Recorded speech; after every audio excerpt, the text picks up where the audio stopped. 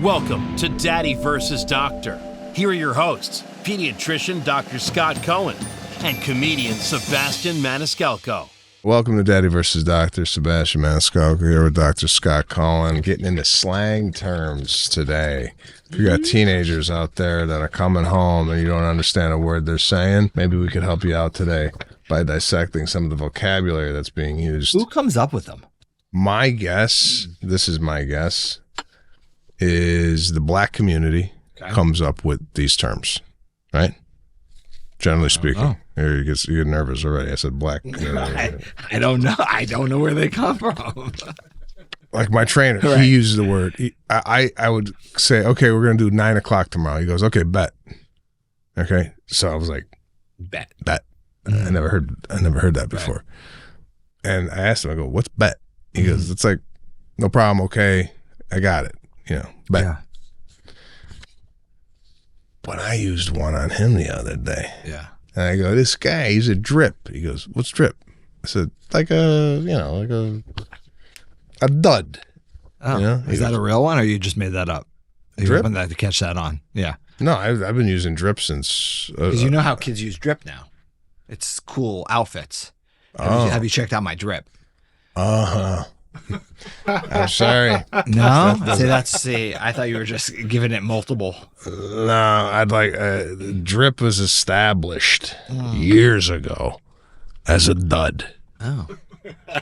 Guy's a drip. Backwoods of Chicago.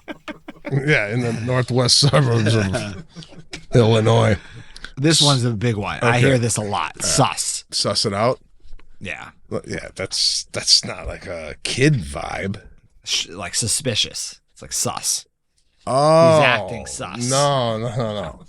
I thought I use it as we got a problem here with the cameras. We'll suss it out. Oh. Meaning we'll figure it out. We'll figure it out.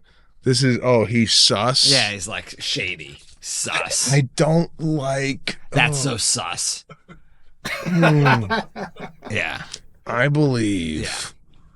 And again, I think a lot of this has been either stolen from the black community, incorporated into quote unquote like white world, right? Where all these like white kids are walking around trying to be cool by using some of the terminology that the cool black people come up with, right? Again, you can't even add to this. I don't even know what to say. I don't even know. I mean, You're basically saying it's like Ebonics. Yeah, it is I think a lot of the stuff that white kids are using today is filtered through Copying. the black community. But the way the black community does it is cool. If you got a teenager who's 15 going, he's sus. It's just, It's not like it don't sound right, bet. You got a bet on there? No, it's bet. Did you use that one? I'm just kidding.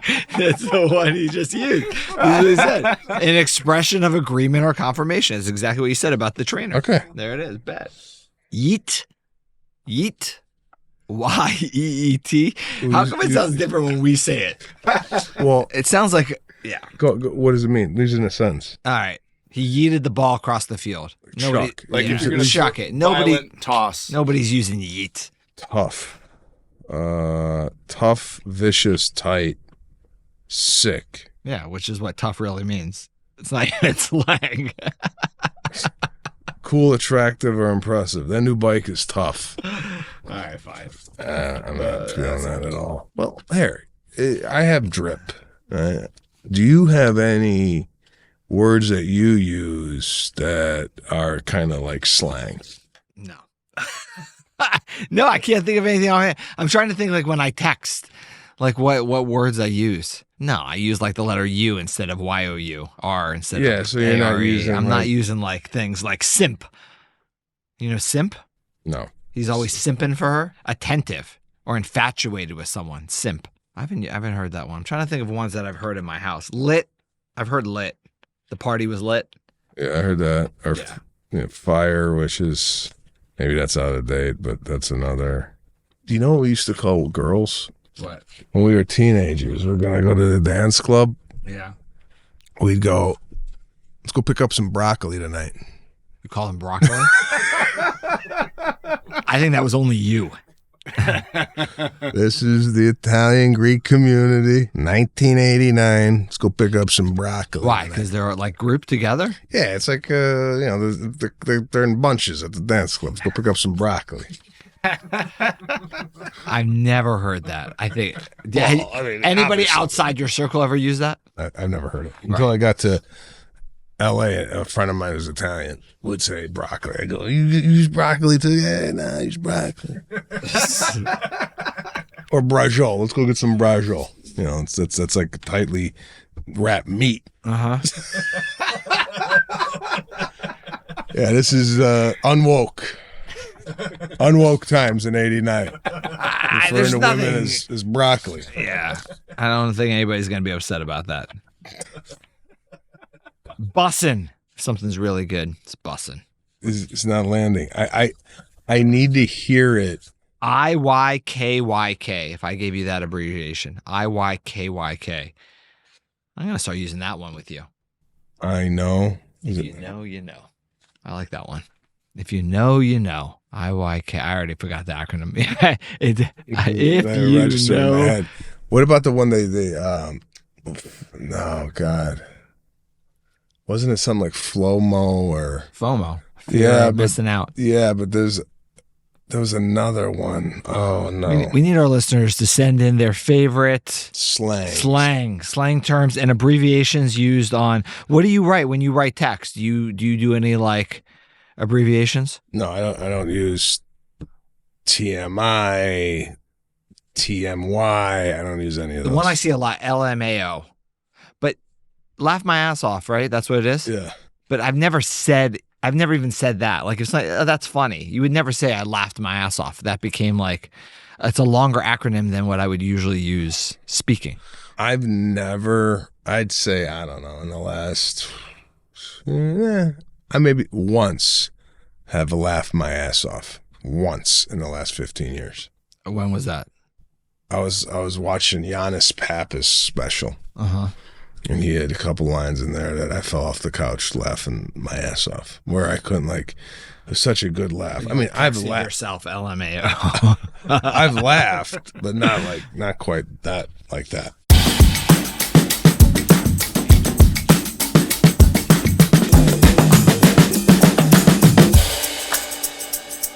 Oh, it was like Flo. Come on, You're back on know. Flo. Flojo.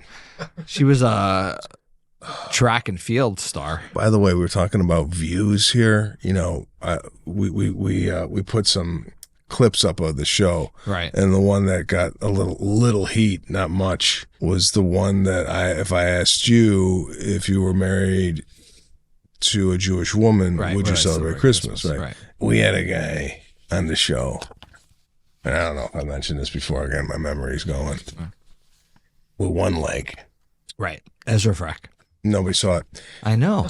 The guy's amazing. One leg. I watch him now every day. But in retrospect, you know what we should have done? You didn't see that he had one leg. If he got up here, right, and had the thing to show the people what he was dealing with, right, it would have set the context, or taken off the thing and put it on the fucking table. Right.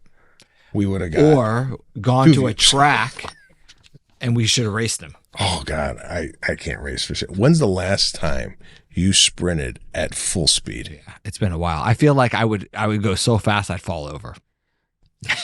Yeah. You know what I'm saying? You know when you get to that speed where like you as an adult, the only way to stop is just let your body fall to the ground. Yeah. I feel like that's where I am in life. I feel like I'm very fast. I think once I get and I don't want to toot my own horn here, but I'm going to. Yeah. Two things I'm going to toot my own horn. Number one is when I was in high school, I was extremely fast. On the right wing, I used to be a right winger in soccer. Oh, yeah, then you got to be fast. And they used to lob me the ball, and I got to tell you, my speed, although unorthodox, was really good. But I want to take you back to 2 days ago. All right. That far ago. That long ago. Played pickleball. Oh, okay. With 3 other couples. And we were playing pickleball with 2 guys that are pros. And Pro pickleball. Pro pickleball players. I just still don't get that. But anyways, go on. And they were very adamant about them being pros, that they led with that. Hey, hi, my name is so-and-so. Special gear? Like, what were they wearing? Could you tell?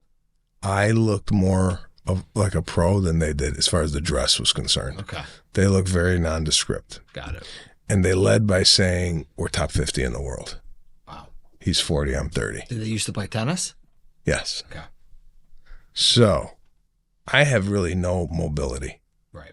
Which is perfect for pickleball doubles. Right. And yeah, you just deflect.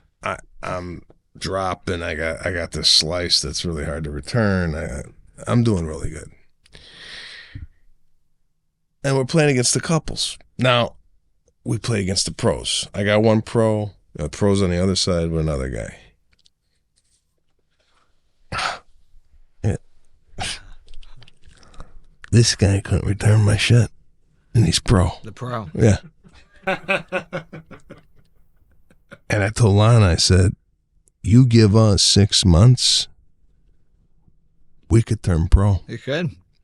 Totally different career path. And this guy told me that the top pickleball player, you know what he makes a year? Just take a guess.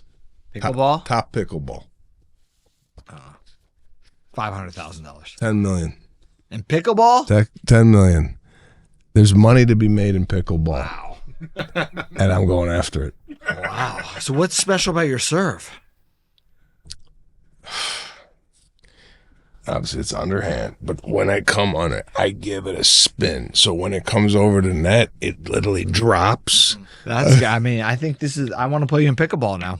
I put the pickleball courts in. We have 2.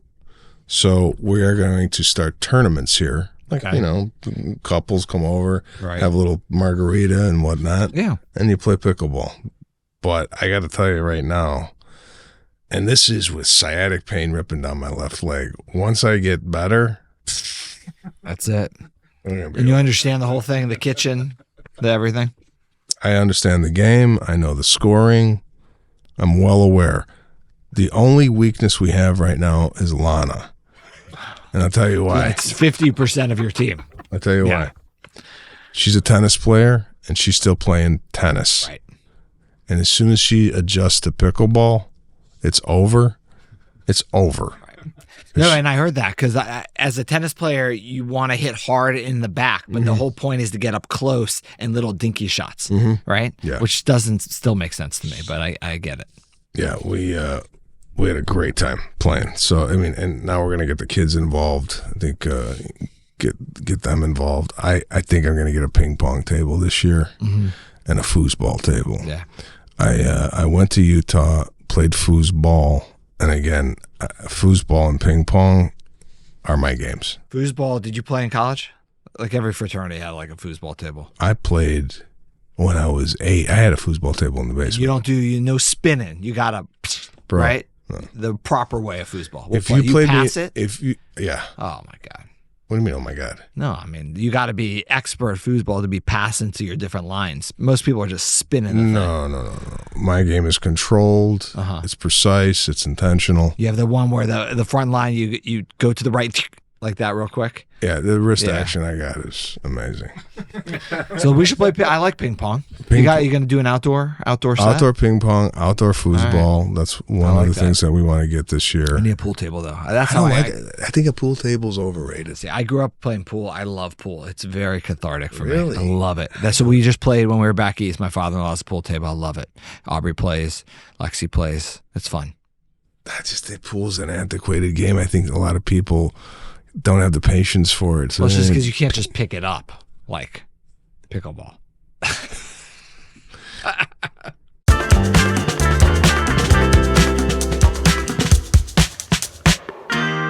My mystery diagnosis. We'll have to add these to the shows.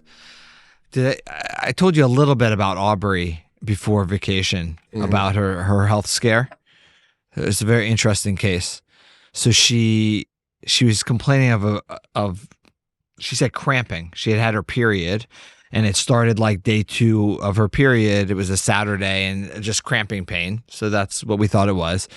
Motrin, warm packs, things like that. And then she had a soccer game Monday, and 5:00, and we're at the soccer game, and we see her sitting on the bench, and didn't think anything of it. And the coach was really nice at halftime, came up to us and said, "Hey, I just want to let you know, Aubrey was supposed to start, but she warmed up and then she came over hysterically crying that she was in a lot of pain," which is not like her. She's a pretty stoic kid. And so we've asked her if she wants to go in, and she says she doesn't feel good. So we said, "No, thanks for telling us." So I went over to the bench. I said, "You okay?" She's like, "Yeah, I just took some Motrin. My cramps are really hurting me. I'm going to sit." I said, "Okay." And that's not like her also, not to want to try. She must have been in a lot of pain. So that night we got home, and she just didn't look right. Her coloring was off. She was complaining. I examined her, and her belly pain was sort of all over the place. It wasn't in one specific spot. You think about belly pain in kids, you just always worry about the appendix, which is the right lower side, but it can start in the middle and move that way. So I was feeling, and it wasn't any place specific. It was sort of all over. She said, "All right, let's see how the night goes," and gave her Motrin, warm pack, and she slept. And the next morning I went to work and said, if she's not feeling well, just come to the office. So she skipped school. She came to the office, and now her pain was even worse. And now it was the right lower side. So now we were really worried that she had an appendicitis. We checked the CBC in the office, which is like your white blood cell count, which was actually normal, but the types of cells were more the types of cells you see with a bacterial infection. And then we checked her urine to make sure she wasn't having a urinary tract infection. She said she had some pain when she urinated a couple times. Her urine looked okay. 1 second on the urine. Yeah. When you do an analysis on urine, do you take a drop of the urine and put it under a microscope, or do you run it through a machine? Both. So it's a strip, and the strip tests for a bunch of things. It tests for signs of inflammation, which are called leukocytes and nitrites, blood, and it looks for kidney issues, which is protein. It looks for sugar. It looks for your specific gravity. So you dip the strip in the urine, or you drip the urine on the strip, and you put it in a machine, and it reads it for you. You also can just look at the strip because each thing changes color, and you can just match the color to how much is in there. When I get a urine sample taken, they say there's like a line there. Okay. Fill it up to the line. Right. You need like drops. You don't need a full Why are we? Have you ever used the entire sample of urine going, fuck, I'm out of urine? No, I remember going to my pediatrician and walking down the hall and the urine like spilling out of the cup. No, I mean, you literally I could drop and do 8 drops of urine and get my thing, but you need more. Not a full cup. You need a little more if you're going to send it for like a urinary tract infection to the lab where they run it on a plate. So you need more sample. Do you need a full cup? No. So generally speaking, the urine that you're providing is far more than you're dumping most of it. They need. Okay. Yeah, they're dumping most of it. Okay, so I'm sorry. So anyway, so the next step to rule out an appendicitis is an ultrasound. So they do an ultrasound. The problem with the ultrasound, even though it's the standard of care for appendicitis, most places can't visualize the appendix on the ultrasound, and then you're stuck with a clinical exam, or you have to do a CT scan. So you can't just get ultrasounds. You just can't call and get an ultrasound. The only place to get it immediately is the emergency department. So I was fortunate at Cedars, the person that was running the emergency room that afternoon is somebody who I actually take care of his kids and I have a relationship with. I worked at Children's Hospital Los Angeles with them. So he said, "Scott, send Aubrey over and I'll check her in and we'll get the ultrasound." So the ultrasound didn't show any signs of an appendicitis. They looked for signs of inflammation and fluid, but it also didn't visualize the appendix, which sort of leaves you, I don't know. And then we had the surgeon who makes the call come down and examine her. And at that time she was feeling a little better. So they said, "Listen, I think you could just monitor it, just see what happens." But that's not definitive. And if it doesn't get better in the next couple of days, you're going to be back in the emergency department. So the only definitive thing was a CT scan. So we did a CT scan. And what ended up that she had, thankfully, because an appendicitis, the only way to fix it is you go to surgery. And if you had asked me that afternoon, I was expecting to stay there and get surgery. She had something called mesenteric adenitis. Have you ever heard that term before? No. So mesenteric adenitis is actually just inflammation of the lymph nodes in your intestines, and it's caused by a virus, but it mimics an appendicitis. It gives you just as severe belly pain, often the right lower quadrant is that, but because it's a virus, there's no treatment. And we actually did a respiratory viral panel on her, and she had a virus that causes the common cold, enterovirus or rhinovirus, two different viruses. The test can't distinguish between the two. And her sister, Lexi, the day before had cold symptoms. So in Lexi, it manifested as a cold. In Aubrey, it manifested as this thing called mesenteric adenitis. So it took a couple days, Motrin, she rested, and then it got better. But it was really, really a scary experience because we thought we were going to surgery that night. You bring up a couple points in your story that I want to touch upon, and it's reflective in my own mother's experience at the hospital. Yeah. She went to the emergency room. First of all, she went to urgent care. She was having some stomach issues, right? Went to urgent care. By the way, urgent care doesn't even sound like you're going to get any care at all. Or that it's urgent. Yeah. I feel like you go to an urgent care, it's like doctors who couldn't make it in hospitals or they failed and they got like C's. So they go, just go to the urgent care. So she went to urgent care. They sent it to the emergency room or the hospital, right? Now, I haven't been in an emergency room, knock on wood, but my sister was there with my mother. They said it was like a nightclub in the emergency room. I would say more like a war zone. That too. I mean, like once they got in there, they're mopping up, blood from the whatever came in. And my sister couldn't go in with my mother into the emergency room. Yeah. But I feel when a lot of these people are using the emergency room as their primary care physician, right? Yeah. They get a cough, they go to the emergency room, right? They'd rather wait 6 hours to be seen by somebody to tell them the cough is because they don't have primary care physicians. You're right. So they're overflooding the hospital for what I believe not true emergencies. 100%. Let's just not call it the emergency room anymore. Let's just call it a general facility where you come in and they're going to tell you take 2 Tylenol and go to bed, right? So, and can you tell me why at the emergency room people are coming with 7 family members? I mean, right. Well, they limit it now, but you're right. I mean, it's packed. It was packed. I mean, there were people not in just rooms. There were people, like you said, on gurneys in the hallways. Yeah. I mean, everywhere. And you're right. We need to do better. The whole point with the emergency room, everything's triage, right? So your true emergencies, the gunshot wounds, the car accidents, they're going to bypass right past the general population that's there just to see a doctor. And that's why wait times are long. But to your point, I mean, it was an interesting discussion with me and my daughter. Here I am. I know everybody there. I know the person running the show in the emergency room. I personally called the surgeon. I personally called the radiologist. I'm helping run the orders and things like that. And we were there over 6 hours. Yeah. Right? So imagine if I didn't know anybody. Oh, we would have been there all day for probably the same result. And it's a hard thing with medicine because it is difficult. It's why people get upset. Why aren't I getting care right now? Why aren't you helping me? When we forget about everything that's happening around. The doctors are also overworked. There's a huge volume of patients. There's a lot of illness, especially in the wintertime. And then emergencies get bypassed because it really shouldn't be used as a primary care facility. Is there a way, you say gunshot wounds, heart attacks, you bypass everybody, right? Is there enough if you took an ambulance there? Not necessarily. Because I feel like if you had a sore throat and called an ambulance, you'd get there, they'd see that you're not dying, you get triaged, and you would still wait. If you come in an ambulance, you'll get put in a room. You're paying for I feel like you're paying for getting to the head of the line. Right? You'll probably get put in a room quicker. Once they see that you're not sick, then everything's going to slow down. Interesting. If you ask Aubrey about her worst... Wait, hold on. Yeah. Hold on. Let me before you even get into this, you call an ambulance to the house, Right. Right? Isn't that the same thing as going to the emergency room, but they come to your front door?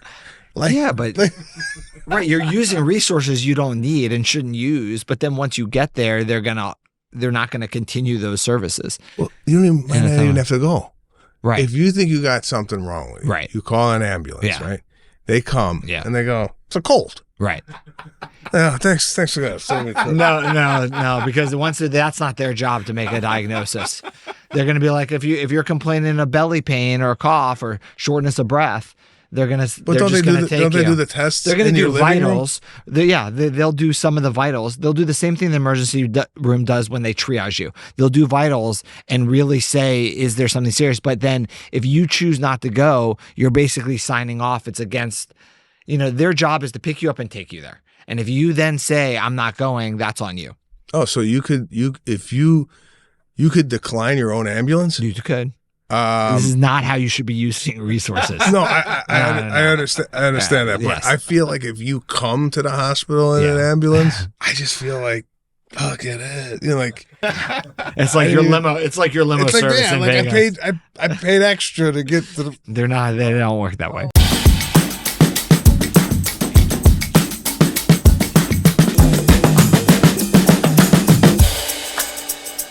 Does your insurance charge you? Obviously, You're gonna get paid for the ambulance trip. for an ambulance. Oh yeah, big time. But is it covered or is it an out-of-pocket expense? I don't even know how the insurance fucking system works. Right.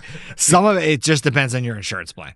I got no insurance. Yeah, you're gonna pay a lot of money. I call 911. You're gonna pay for that. The ambulance comes. Mm-hmm. I go to the emergency room. They say, "Oh, you know what it was? It was you had I don't know, heartburn." Right. They send you a bill. Yeah, it's gonna be thousands of dollars. That person makes $8 an hour. You're gonna go on a payment plan for the rest of your life. Yeah, but no one's gonna pay that bill. No one's gonna pay the bill. They're gonna buy an iPhone. Right. Before they pay the. But that's why fee. they have other types of insurance that the government gives you, right? Obamacare, Medi-Cal, things like that, to cover people who can't afford to pay for their own insurance. Couldn't you make insurance? I just out of pocket. Like how much is it? I mean, that's what you're paying for.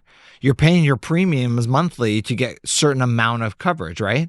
So there are insurance plans where you pay a lot monthly, where your insurance covers more of what you get charged for, and you pay less monthly, you have to pay a larger percentage of your medical fees. That's all on a tiered system. Okay, but you go to the hospital. Yeah. Your kid needs Tylenol. Mm-hmm. And then you get the bill. Tylenol, $34. Right. Why is it $34? You're right. When you bought a bottle, right, and it should be 100%. It should be 98 cents for the Tylenol. So it's like, why is a screw for NASA cost $1,000, right? When you can go to Home Depot and pay 30 cents for it. In these cases, unfortunately, the prices are elevated to maximize insurance reimbursement. So it's all. Why doesn't the insurance just pay you for the 98-cent Tylenol? Well, because there's overhead costs, right? You have to pay rent. You have to pay for all the people that work there. You have to pay for storage. You have to pay for all those things. So they're basically, the insurance company is actually the one that deems how much, not how much you're allowed to charge, but how much you're going to get. When you bring Seraphina in for a cold, I could charge you $1 million. But if I'm under contract from your insurance company tells me, actually, your service is only worth $75. That's all they're going to pay me. What percentage of the $75 they pay versus what you pay is based on the plan that you have. So they may say, hey, you saw her for a cold and that code is worth $75. Sebastian has a deductible of $15. So you pay $15, the insurance company pays $60, and I made $75. It doesn't matter what I billed. Everything else is totally So why are you even made up. sending a bill if they're going to give you a set amount? Because the bill is for two reasons. One, it's for the people that don't have insurance. It's what I truly feel that service is worth. So if I'm not charging $1 million. I may charge $150. So I feel my service is worth $150. Okay, you send that bill to the people that don't have insurance. Right. So the people who don't have insurance pay me the $150. Okay. The people that I'm under contract with insurance says that's only worth $75. I can only make $75. Okay. I can't balance bill, meaning I can't say, but I think it's worth $150. Insurance gave me $75. You owe me the other $75. You're not allowed to do that. That's called balance billing. You're not allowed to do that because I'm under contract to take the insurance. Why do people take insurance? The idea is to get a larger volume of patient population because there's less percentage of people who will pay people out of pocket, right? That's the whole game. And the reason why these numbers are made up, like you have a baby born in the neonatal intensive care unit who's there for 3 months, patients will get bills for millions of dollars. When the insurance company isn't paying them $1 million, you're not paying them. It's to maximize the amount the insurance company is going to pay. So you charge whatever, $34 for Tylenol to get the maximum amount that the insurance company is going to pay you for the Tylenol because you don't know necessarily what those numbers are. So they are. It's right. It's a poor system. Poor system. Because we should charge what things are worth. But what happened was in the 70s, everything in medicine was fee for service, right? I said, my visit's worth $150. You're going to pay me $150. So what happened historically is that there was a percentage of doctors, probably a very small percentage, that took advantage of the system and said, well, hey, I get to charge whatever I want, and that's the only thing that's out there. So I'm going to keep raising those rates. So then what happened was insurance companies came in and said, we're going to fix that system. But then the system moved too far the other way. Now it's all the insurance-based system. And this is why you'll never see a doctor's name on a high-rise building. You'll see insurance companies. They're making tons of money off of it and move too far the way. So we have to move it back somewhere in between the insurance and the fee for service where we're charging what things are worth and the services that are provided, but we're not gouging the system and we're also not just paying insurance companies for it. I feel there should be a bouncer at the front door at an emergency room and a line waiting to get in. And the guy's got a clipboard. What's your problem? I got a stomach ache. Well, what do you mean stomach ache? Yeah. And then you go, if this is what you tell them, and this is what I want to also happen in the legal system. If you come in, and if they appendicitis or your liver busted, you're gonna pay for the whole fucking thing. But that's what they're doing. And then you can see how fast the stomach ache goes away. I know. But here's the thing. But the thing is, that's what they're doing in triage. They're deciding who comes in and who waits in the waiting room. And the people that are waiting in the waiting room, right, may just have a stomach bug or a virus that a doctor has to diagnose, but they're going to wait a really long time.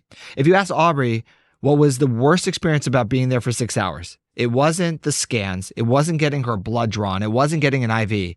It was when she was sitting in the waiting room and the woman next to her was vomiting violently the entire time she was out there. Yeah. She goes, Daddy, that was so scary.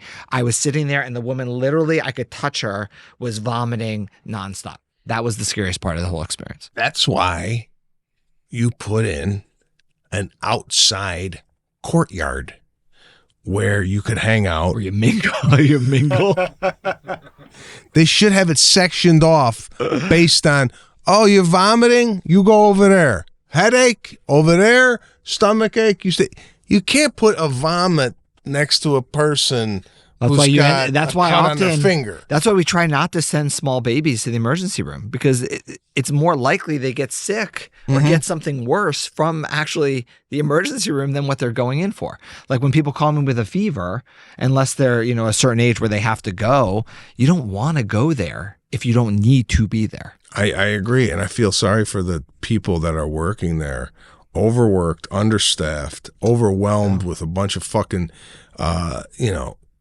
problems that probably could be solved. But there's not enough, like you said, they don't know, you don't know what you don't know. So you're there to get a lot of primary care things fixed and not true emergencies, right? The true emergencies in the emergency room, you're right, are extremely, extremely small percentage. I want to know, has anybody ever died in the waiting room of an emergency room?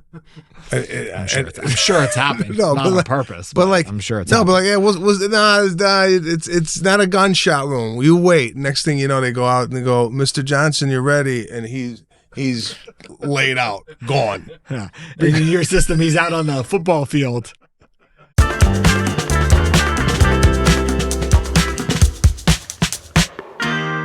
The system needs work. I think they do the best. Okay.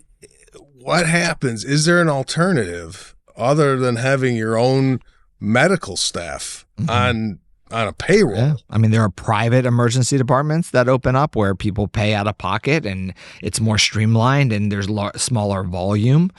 You know, I think with any area of business, when things start off, they tend to work really well because your volume is small, right? Anybody, no matter what it is, if the volume is small, you can handle it. But as ideas get better and businesses improve and become, you know, a better business, you get larger volume. It's harder to continue that great of a service with the larger volume. I remember when we started in practice, right? And you could get any appointment time that you wanted. People could walk in. You had unlimited time with patients. As soon as you become a popular practice, thankfully, and you get more volume, and now people have to wait to be seen. Now you have to wait for an appointment. The people who remember the olden days are the ones that complain, oh, we liked it better. But how do you have both? How do you have a successful business but maintain still that feeling of like you have all the time in the world? It's almost impossible. Yeah, I this goes back to, you know, insurance, medical care. Should you be able to get it from the government or should you pay out of pocket? Now, from my own experience, medical care, and I think we touched on this in an earlier episode. I came out here, I left the United Airlines Employees Credit Union, and I left my job at the restaurant, and I came out here on a COBRA plan. Now, a COBRA is a plan of insurance used to, it's like gap insurance between one job to the other. One to the next, right? Yeah. Well, I was on COBRA, and COBRA was like rent COBRA. You know, that was like, I need a place to live and I need medical insurance just in case I lose a leg. Right. Or I get decapitated or what have you. Felt it was a necessity like shelter. Yeah. Not. It wasn't 10th, 11th on the list of expenses. Right. So you run into this whole, oh, I deserve health insurance because it's just my God-given right. I should, if I have a heart attack, I should be covered. Right. And my response is, yeah, I understand that. However, if you made it part of your budget and it was affordable. Right, like your cell phone or anything like that. Right. Why wouldn't it be the responsibility But it would of the have to be affordable, right. I think the system ends up tearing itself, unfortunately, because I would love to believe that no matter where you go and no matter what doctor you see, you're seeing somebody who's good at their profession. But what ends up happening is if you're somebody who gets your insurance for free, there's only a certain subset of doctors that you can see. And if you pay for a more expensive insurance, like a PPO insurance, there's a certain subset of doctors that see you. If you don't want insurance and you're going to have fee for service, there's going to be a subset of doctors you see you. I would love to believe the doctors are all the same. Let me ask you this. If you're a doctor and you're seeing freebies, right? You're not that good, right? No, see, but I don't think that's the case. Hold on 1 second. I think it's just a different business model. Is the way the medical system is set up for doctors, is it similar to the NCAA and NBA? Right. If you ever work with a doctor in your office and you go to them, where were you before this? And you're like, well, I was in downtown LA working at the city hospital, and now I woke. Is there like a breeding ground of doctors? No, not the way you're thinking of it. There are a lot of doctors who do HMO care and government health care. Are some of the best doctors. That's what they chose as their profession. That's the population they want to see. That's what they love doing. I've never heard of that. Somebody from Beverly Hills going, I'm going to go down to the unbelievable doctor at the city hospital. I think it's all the doctors are working at the best the hospitals. Yeah, no, but best doctors. But think about the hospitals. Children's Hospital Los Angeles. Most of the academic children's hospitals are hospitals that see a subset of the population that are exactly what you're talking about, that are getting free insurance or government-based insurance or those type of plans. And those are some of the best doctors in the world. They're not private practice doctors. They're not going out, right, and opening a private clinic in Beverly Hills, but that doesn't make them any less. I'm talking if you go to a low-income area and the hospital that services that low-income area, you're telling me the doctors that work at that hospital are the same at the Cedars-Sinai? It depends where. A lot of the major cities that you're talking about, those hospitals actually have some of the best doctors. But it's just, but you're right, access. It's true. Okay, a county hospital. I mean, it doesn't. You don't have to be in Westwood or Beverly Hills. We know those doctors because that's where we work. But some of the best doctors are in larger facilities. Okay, you would know more than I would. I would just think that it's like a farm system to get to the better hospitals. So they put you and you work at this hospital until you get up, till you get your experience up, and then we're going to come take you and see. I don't know. It doesn't work like that. Right. But I think some hospitals are definitely more attractive than others, right? Work-life balance, things like that. And then you're right. There are only certain doctors. It takes a lot to go into, I think, Hold on. I'm sorry. Why do people, when they're going in an ambulance, they go, fuck, we're going to take you to city. And then they take you to the city, and as soon as you transfer out of there, right? Because you're like a hellhole. Right. It depends where the doctors that you need, the specialists you need are. I think a lot of that depends. Is he being diplomatic? No, no. I don't think. One second. No. Hold on. Do you guys think that the city hospital, just on what you know as like an everyday guy walking around, if someone goes, we're going to take you to city, and you go, what? No, we're going to take you to city hospital. And you're like, no, is it like Cedars-Sinai open? Yeah, but no, that's, don't you get nervous? It depends what you need. Did you get nervous? It's a little more nuanced than what you're saying, but there are definitely good doctors and bad doctors in different places. Got it. But I think facilities, they're definitely nicer facilities, and a lot of them are the newer, less volume-based facilities, right? That's the hard thing about medicine. If you choose to be in a practice where you take, this is what insurance does to you as a doctor. If you are a HMO-based practice only, which means some of the reimbursement is you're getting low reimbursement. How do you run a business and get lower reimbursement? You have to make it up in volume, right? Which means my visits can't be 30 minutes an appointment. They have to drop down to 10 to 15 because the only way I can pay my overhead is see more volume. That definitely affects the medicine I'm practicing. I don't think that's good medicine, running a mill. If you are a fee-for-service doctor, you can charge much more and see a patient an hour. Yes. Is that better care?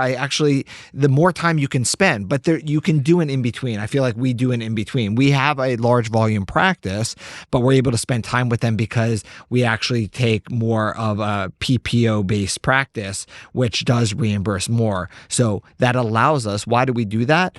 To put it in our pocket? No, it allows us to practice medicine the way we want to practice and do the tests on, like we do the vision screens and all the fun and fancy tests that help diagnose things. We want to be able to provide those to patients, which we wouldn't be able to do in a different environment. I think that's what it is. Bottom line. Yeah. Where do the doctors go that aren't good? Cedars-Sinai. Like, what makes a good doctor? Yeah. I think every specialty. You're also studying the same thing. I know. You come out. One guy, what does he leave? Does he do open heart surgery and leave something in there and sews it up and go, fuck, I forgot the fork? I think training and experience have a lot to do with it. So I think that's true, right? Like going to certain schools versus other schools and the length of training, the people who you're surrounded by, the institutions that, I mean, it's so multifactorial. And I think every specialty has certain people. But you're right. If your daughter is getting heart surgery, right, what are you going to do? You're going to start asking around who is the top heart surgeon for pediatrics in the world. And they're going to only give you 3 names. One of them happens to be at Children's Hospital Los Angeles, Dr. Starnes, right? That he does cardiothoracic surgery. You're going to want to go to that person with that reputation. I agree with you. Now, could any pediatric cardiothoracic surgeon do it? Absolutely. But you as the parent are going to pick the person with the most experience, the most number of cases, the most. Okay, you bring up the Children's Hospital. That's privately funded, right? That's like a each where are they getting the money to operate? Donations, but government also too, and insurance, all those things. Okay, it's a combination. The city but it's not purely private. No, not at all. Well, it's not. It's more donations than say a city hospital, which is funded primarily by what? I guess they get more donations than something like that. Yes. Like how much that subsidizes, I don't know. A city hospital is financed by what? Probably the government. The government. Right. Okay. And the funds. And right, Cedars-Sinai is not? I'm sure they're getting something from that. I think there's lots of different revenue sources, but you're right. Some of those hospitals are getting more, it's like the public schools that the parents donate more to, right? They're able to provide more than a public school that's only getting funds from the government because they don't have the funds to pay for teachers and supplies and things like that. Okay. So I think the same works for hospitals. I think you're exactly right. Okay, so if you're able to subsidize. Now I can make this a little bit more clear in my head. It's like schools. So not to say that the public school system does not have great teachers, because they do. Exactly. They just happen to be working in areas that don't have enough resources. Exactly. Gotcha. Okay. I think that's a good analogy. All right. Wow. Heated discussion here today. That's great. That's like an important episode, I think. A lot of people have questions about the medical the business side of it, like what's actually going on with who's getting money from what, and the fact that there's like 11 things happening at the same time is really tricky for people. Yeah, people are really concerned about slang. Yeah, well, that too. I don't know how we moved in from eat something off that table. From yeet. To. So there you have it today. Hope you enjoyed our discussion here on hospitals, insurance, and the like, and slang terms. We will be back next week talking about more fun things about pediatrics, the medical world, and our families.